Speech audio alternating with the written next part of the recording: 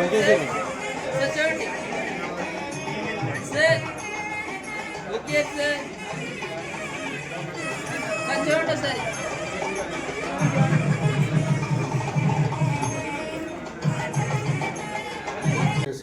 Department of financial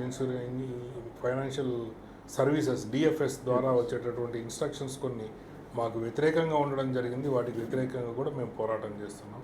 government of India తోటి Indian banks association Mumbai వాళ్ళతోటి negotiations జరుగుతున్నాయి.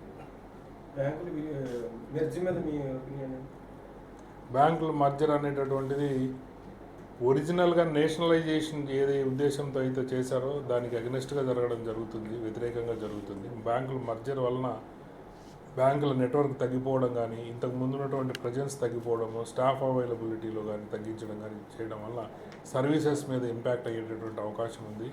Associations, organisations ఎప్పుడు మర్జర్కి అగెనిస్ట్గానే వర్క్ చేస్తాయి. దేశాభివృద్ధిని దృష్టిలో పెట్టుకొని, కస్టమర్ యొక్క వెల్ఫేర్ని దృష్టిలో పెట్టుకొని మాత్రమే మేము పనిచేయడం జరుగుతుంది. భారతీయ స్టేట్ బ్యాంక్ ఆఫ్ ఇండియా ఆఫీసర్ల అసోసియేషన్ అమరావతి సర్కిల్ దాదాపు 7,000 చిల్లర ఆఫీసర్లు ఉన్నారు మన అమరావతి సర్కిల్ కింద, ఆల్ ఓవర్ ది స్టేట్ ఆంధ్రప్రదేశ్లో.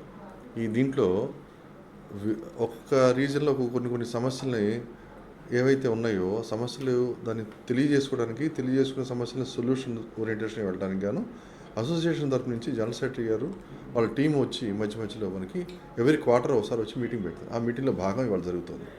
అయితే ఇప్పుడు మా జనరల్ సెక్రటరీ గారు చెప్పేది ఏంటంటే 5-day బ్యాంకింగ్ ఒకటి, అట్లనే పిఎల్ఐ గురించి డిఎఫ్ఎస్ ఒక ఇనిషియేటివ్స్ గురించి కానీ, లేక మెర్జర్ ఆఫ్ బ్యాంక్స్ గురించి కానీ అనేక సందర్భాల్లో స్టేట్ బ్యాంక్ ఆఫ్ ఇండియా ఆఫీసర్ల అసోసియేషన్ అమరావతి సర్కిల్ అనేది దేశవ్యాప్తంగా ఎయిబక్లో భాగస్వామిగా ఉండి, ముఖ్య భాగస్వామిగా ఉండి చాలా ముఖ్యమైనటువంటి రోల్ ప్లే చేస్తుంది ఇవాళ. కాబట్టి ఆ నిర్ణయాలన్నింటిలో కూడాను మన ఎయిబక్ వాళ్ళు మనల్ని అంటే అమరావతి అసోసియేషన్ని దృష్టిలో పెట్టుకొని వాళ్ళు మన సహకారంతో సహా ముందుకెళ్తున్నారు. సో ప్రతి సందర్భంలోనూ మన యొక్క నిర్ణయాత్మక పాత్ర అనేది ఉండడం జరుగుతుంది. దానికి కారణం ఏంటంటే ఇన్ని వేల మంది అసోసియేషన్లో మెంబర్స్గా ఉండటం, దీనికి స్టేట్ బ్యాంక్ ఆఫ్ ఇండియాని కన్స్ట్రక్టివ్గా దీన్ని నిర్మించుకుంటూ వెళ్ళి మారుమూల గ్రామాల్లో కూడాను చక్కగా సర్వీస్ అందజేయడం అనేది జరుగుతుంది. దీనికి సంబంధించి చిన్న సాధక బాధకాలు ఏవైతే ఉంటాయో వీటికి సంబంధించి నిర్ణయాలు చేసుకోవడానికి, అది డిస్కస్ చేయడానికి కానీ మాకు సెషన్స్ కొన్ని ఉంటాయి. ఆ సందర్భంగా జరుగుతుంది ఒకటి.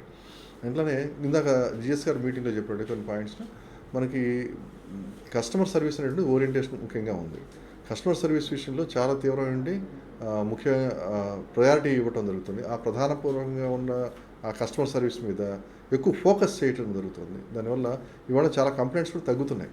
ఈ కంప్లైంట్ తగ్గడం ద్వారా ఏంటంటే స్టేట్ బ్యాంక్ యొక్క ఇమేజ్ మార్కెట్లో పెరుగుతుంది, షేర్ కూడా పెరుగుతుంది. అలా పెరగడానికి కారణం ఏంటంటే మా వంతు కృషిగా మేము స్టేట్ బ్యాంక్లో మేము కూడా భాగస్వామ్యం కాబట్టి, మేము కూడా దాంట్లో ఒక పిల్లర్గా ఉన్నాం కాబట్టి మేము దాన్ని నిర్మాణాత్మకంగా మేము కూడా మేనేజ్మెంట్కి సహకరిస్తూ దాన్ని బలోపేతం చేసే విధంగా కృషి చేస్తున్నాం. ఇది చెప్పాలి సార్. Thank you.